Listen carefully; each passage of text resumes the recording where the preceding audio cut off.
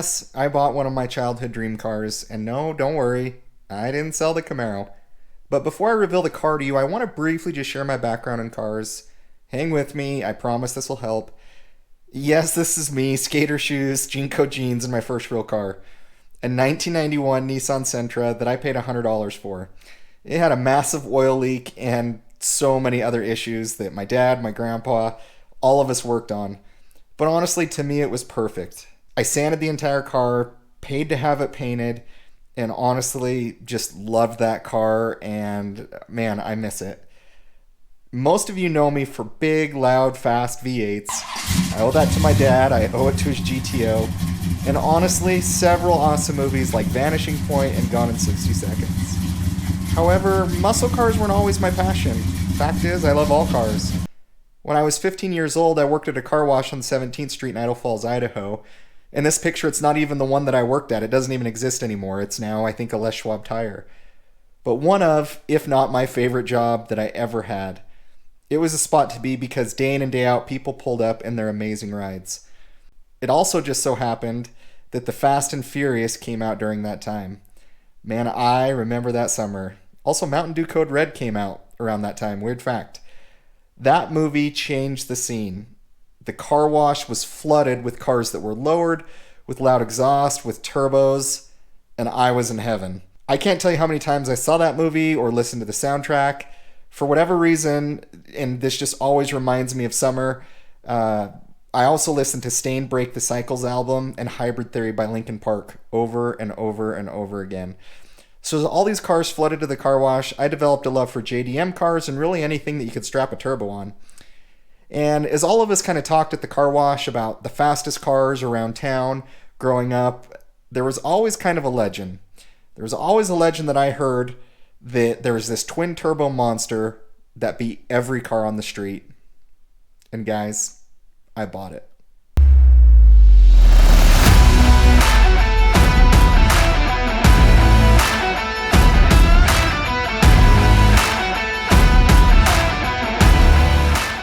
The Mitsubishi 3000GT with all-wheel drive, all-wheel steering, ABS brakes, and 300 horsepower.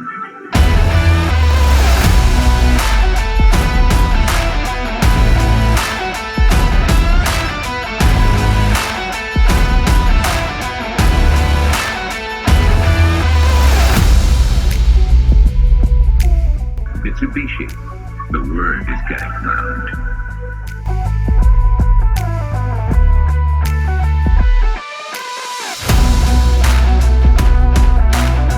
The Mitsubishi 3000GT, Import Car of the Year. We bought another car. It's been a couple months since I bought my last car, so figured it's getting the itch, baby. Needed to add another one. But guys, this has been a dream come true. It's been something that I've waited for a while. I wanted to be able to pump something back into the channel through the money I'm making on YouTube. I don't care to do this to get rich or anything. I just want to be able to get a lot of the cars that I've wanted for a long time, and I'm very grateful for all of your guys' support so I can be able to do this. It's not pretty, guys. It's not perfect. This isn't a new car. So this is a 1995 Mitsubishi 3000GT VR4, and the VR4 is the twin turbo model. So these cars are so much different compared to cars of today. Cars of today, when you have a turbo, they're just so much more linear in the power band. With the turbo, with this, you don't feel it, you don't feel it, and when both turbos kick on, it's like, we feel it. It throws you back really hard. So this car was kind of the pinnacle for Mitsubishi. There's a lot of technology in this car that cars are now just getting today, which is crazy to think about. So this car was meant to compete against the Toyota Supra. In fact, it has the exact same horsepower and torque figures as the turbocharged Toyota Supra. So it's 320 horsepower, 315 pound-feet of torque. I know in the video that I threw in here in a previous clip it said 300. That was the first generation. This is the second generation VR4. We have it in this beautiful yellow color. Not my favorite color. This is yellow pearl. This color is actually a little bit more rare. I bought it from a lady here in Utah. and she'd had the car since 2000, and on the back license plate she had Lemon Bar on the license plate, and this was her baby. She cried when she sold it to me, and she was very meticulous with the car. There were several things that needed to be changed and taken care of, but there's also a lot of stuff that was kept up really well on the car. So let me walk around the car and tell you guys a few things about it.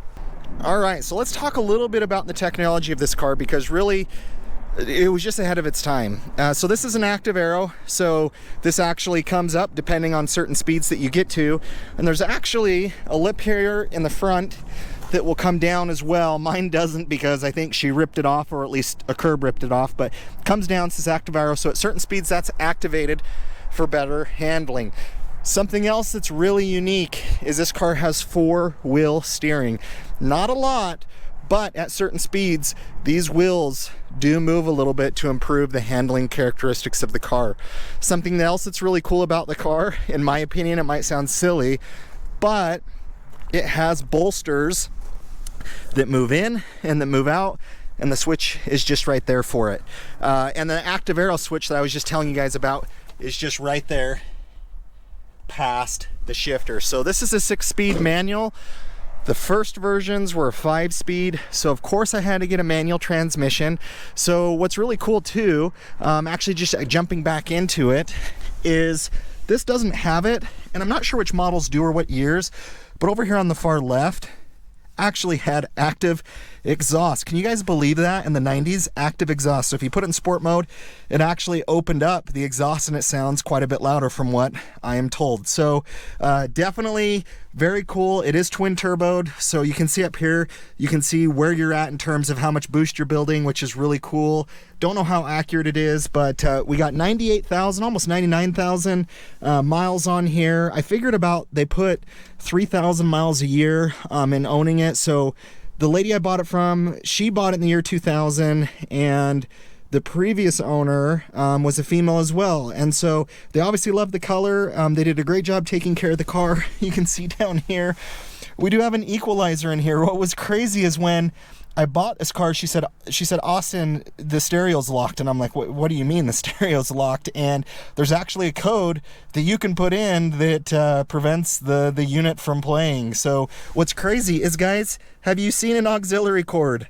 Not today, but in 1990s, find me a car with an auxiliary cord. It's crazy, but the sound system sounds really good in here. These seats are very comfy, and there's just a lot of technology kind of packed into this car. When these light up, it's really cool, kind of the climate control, pretty sweet. But yeah, guys, you know, a lot of steering wheel buttons, you know, volume, FM, AM, mute, all of that. Power windows, so this goes automatic down. It's crazy, guys, like just the technology that you have. What I think is so funny with these cars, like, do you think they want you to put premium fuel in them? I can't see real good. Premium fuel? Okay. I love it that they put it in caps in those cars. Trying to get out of it, but you know, a lot of technology. What's cool is they call this kind of the poor man's Ferrari. You can see the vents down here. It's kind of reminiscent a little bit of a Ferrari. And what's cool is these lights, these headlights. I had a mechanic kind of looking at my car. Sorry for it being so dirty, but these are stock headlights. So depending on the color of your car, these were painted certain colors. Now, the first gen has the pop-up headlights, which a lot of people love, and my favorite model is actually the third gen. The mouth is opened a little bit different. These lights are a little bit different, and you have the really big combat wing on the back. But you can see here, you know, they weren't playing around with the calipers there, which I think are pretty sweet. So the car needs new brakes, needs new rotors, needs new tires. These tires are mismatched.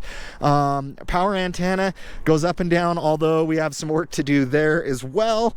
But overall, I mean, a pretty clean car for 26 years. There's some dents and some dings, but you know, it's I don't know, you know, these aren't, I put these on this week, so the stock ones are orange. I had one that was cracked. I think these look a little bit better. I might get some that are tinted, just depending on how it looks. But let me pop the hood. Let's show you guys the engine. Rear wiper blade, which I don't know, I guess you need that. The visibility is great in this car. So yeah, let's pop the sucker. And what's sweet is, you know, you have these hydraulic, you don't have the crappy Ford rod right here, the prop rod that is in the brand new Mustang. So this is a 3.0 liter V6. They also have, you know, base versions of this car that aren't turbocharged, and they also have the 3 liter engine. But you can see up here, twin turboed baby. So we do have a couple baby turbos. We have an intercooler down here, and we also have an intercooler over there. So blow off valve down here, which will be changing out. But really ahead of its time. It actually has a hydraulic for the clutch, which is crazy. I've never heard of that or seen that, but this car might be a nightmare to work on from what I've heard. These engine bays are packed, but if you take good care of these cars, they can last a long time. So the timing belt looks brand new. Just had that looked at. All my belts look really good. And yeah, you know, overall, it's in good shape. I do have a valve cover that is leaking, my oil cap as well. So I'm getting those replaced. Gonna do the PCV valve, spark plugs, a few other things. But my goal for the car, guys, is get this thing running in tip-top shape. And we're slowly going to do some modifications to it. New wheels, new tires, lower it a little bit, new blow-off valve. I might eventually do something with upgrading the intercoolers as well as the turbos. I am going to do a catback exhaust. I want to do a downpipe. And then, you know, I was originally toying with painting this car, but I just think someday if I sell this, people are going to want the original color, and it costs so much to paint cars, especially if it's done how I would want them done. So what I'm going to do, get all the paint cleaned up. I may repaint the front bumper because it's fiberglass and it's cracking a little bit. So I might just get the paint in optimal shape, remove any door dings, anything else, and then I'll wrap it.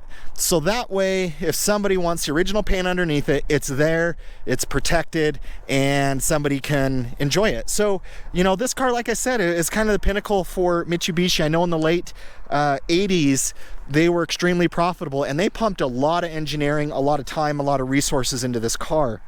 You know, it was expensive, just like all the other cars were too. So this car, I have the original window sticker for it. She gave me 3 keys, if I haven't already mentioned that, and I don't think I've even gotten 3 keys on any of my new cars.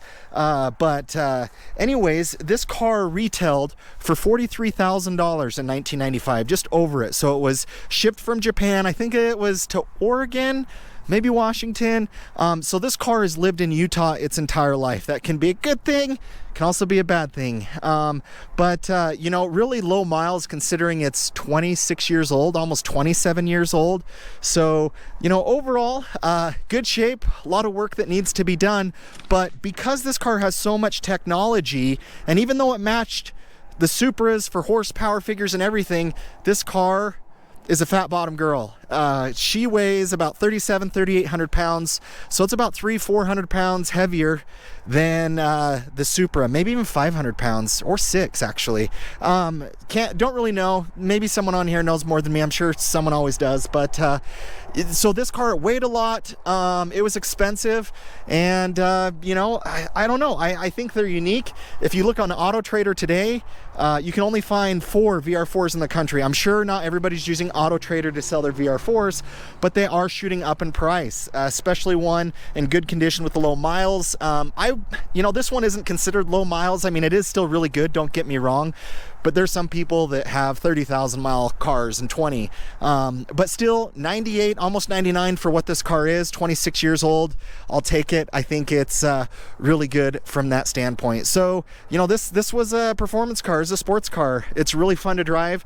I can't wait to do some videos on this. You know, guys, I bought this for me. I'm gonna film me working on this car because it's therapeutic for me. It's relaxing. This brings back my childhood, just like my Nissan Sentra that had an oil leak, that had issues. This car has its issues. I'm going to work on it. I'm going to take good care of it. I'm going to make it better than what I found it. And it brings a fun element to the channel that I like. And it's important that I'm doing what I like. And so, you know, with the turbos, I have naturally aspirated covered with my Camaro. But I'm going to be showing videos of basically me building this car. And if anybody watches it or doesn't watch it, I don't care. I'm still going to film it, still going to do it. But I'm excited for what this car's potential could be. I've already done some things in this car that you guys will see have transformed it quite a bit. So, guys, super excited. Tell me your thoughts below. I'm new to this, so I'm sure I have a lot to learn, a lot of mistakes to make. But, guys, I love it. I'm excited, and I just can't wait to work on this car. Every day I look at it, I get more and more excited about working on it because I see so much potential with it. Guys, thanks for watching all of my videos. Appreciate all your support on the channel. We will catch you on the next one. See you guys. So this is a 6-speed. My voice just cracked there. What are we back in high school? Might as well be, because we bought a yellow submarine. That's what we're gonna call this, is the yellow submarine, because I have a feeling I'm gonna be dumping a ton of money into the car.